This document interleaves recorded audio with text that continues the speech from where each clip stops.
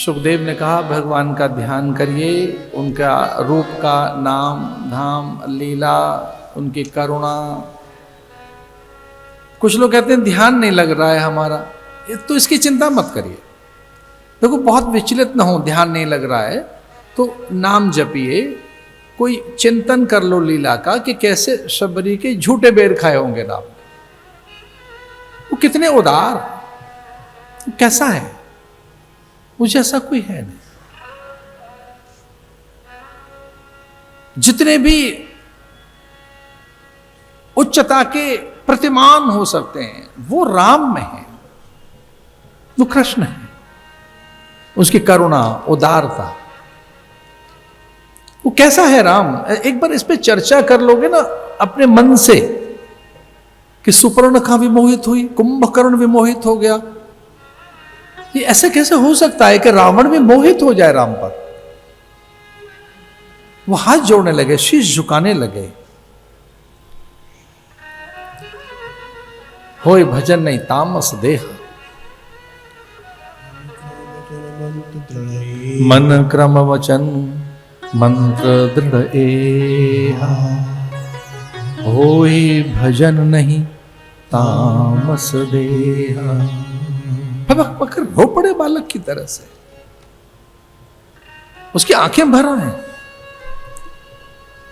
मंदोदरी पूछे रो क्यों ना है, अपनी दुर्बलता बता ना पाए। राम का अवतार हो गया और मेरा आंगन सोना, भक्ति नहीं, मैं भरता रहा सोना।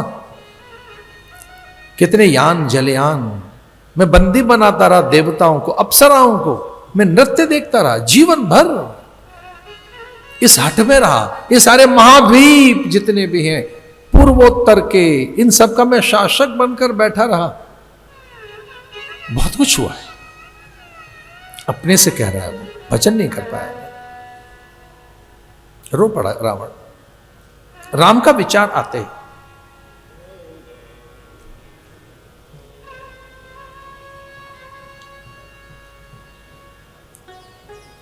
राम लखन सुंदर दो भाई। पूछा था रावण ने, ये तेरी दशा किसने की? वो जानता नहीं है कि वहां खरदूषण रहते हैं जो मुझ समान बलवान है। उसने कहा वो तो मारे गए।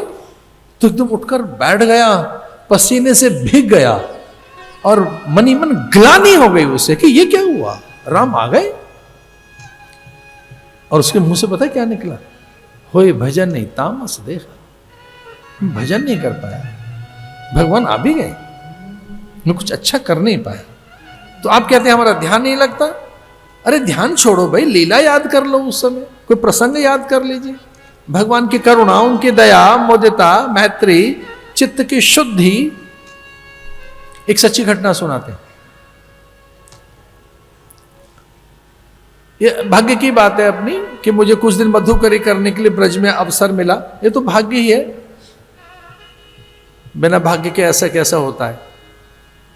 सन्यास की वो एक छोटी सी घटना तो घट ही गई जीवन में कि मुझे मधुकरी करने के लिए ब्रज में जाना पड़ा। चंद्र सरोवर सूरदास की कुटिया में रहने का अवसर मिला।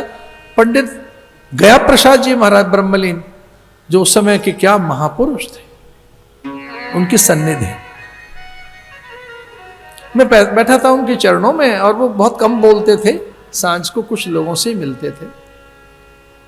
और एक पता नहीं कहाँ से आए थे, कोई साधक, बड़े अच्छे साधक थे, और वो कह रहे थे महाराज से कि हमारा मन नहीं लगता है, ध्यान नहीं लगता है। तो उन्होंने धीरे से कहा कि चलो जिस दिन ध्यान न लगे, जिस दिन भगवान में मन न लगे, उस दिन शत्रु को याद करके उसे क्षमा कर देना, भगवान प्रसन्न हो जाएंगे। बोले चित्त की शुद्धि कर लो, उस समय मन ठीक कर लो।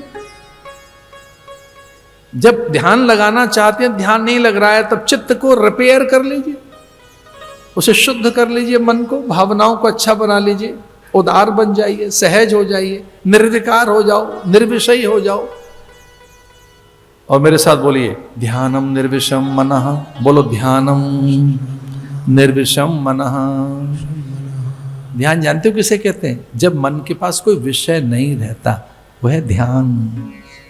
और ये 7वीं चीज है, पहले छठी तो कर लो। मेरा ध्यान नहीं लगता है। अरे भाई ध्यान नहीं लगता है, छठी कर ले पहले, 7वां है ध्यान, छठी है धारणा, 5वां कर ले प्रत्याहार, 4था कर ले प्राणायाम, 3रा कर लो आसन, 2रा कर लो यम। अरे छोड़ भैया, पहला ही कर ले, यम कर ले पहला, 2रा है नियम। मेरा ध्यान नहीं लगता हमारा। ध्यान कैसे लगे? ध्यान लगे कैसे? ध्यान तो 7वां द्वार है। पहले करो, फर्स्ट स्टेप इज यम, नियम, आसन, प्राणायाम, प्रत्याहार, धारणा, ध्यान। और उसके बाद है 8वीं चीज, जो परिणाम है, जो फल है, जो मिलेगा ध्यान का फल। ये ध्यान नहीं लग रहा है, नहीं ध्यान तो लगेगा, पर ध्यान तो एक परिणाम है, फ्रूट है। जानते हो ध्यान के बाद का परिणाम क्या है? समाधि। समाधि। सुखदेव मुनि ने सबसे पहले ध्यान करवाया, परीक्षित से कहा ध्यान कर। किसका ध्यान करो? भगवान का। मैंने कैसे? बोले उनके शंख चक्र गदा पद्म मीनाकृति के कुंडल, शेष शिवाई शेषाई जगन निवास श्री हरि भगवान, और उनकी ये लीलाएं, और भगवान की लीलाएं आरंभ कर दी सुखदेव मुनि ने।